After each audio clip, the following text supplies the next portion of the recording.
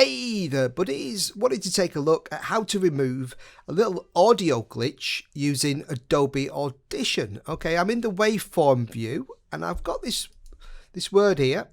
Me.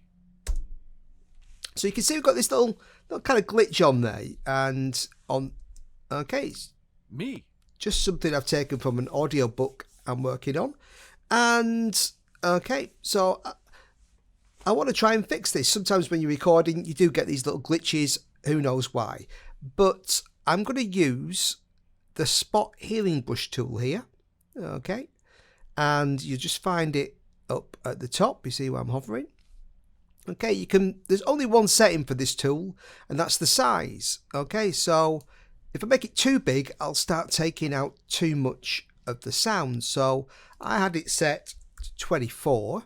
Okay, and that's just big enough to cover this little spike, because when you get a glitch like this, you can often see it in the waveform. I can see it there.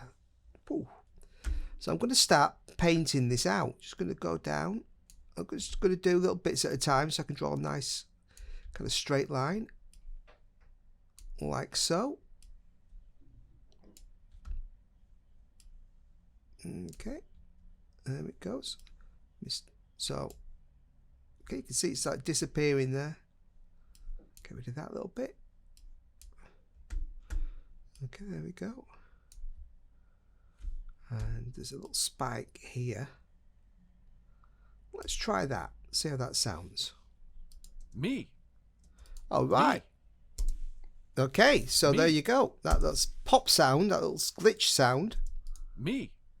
Has gone. Okay, so I'm going to hit save. Back in my multi-track now.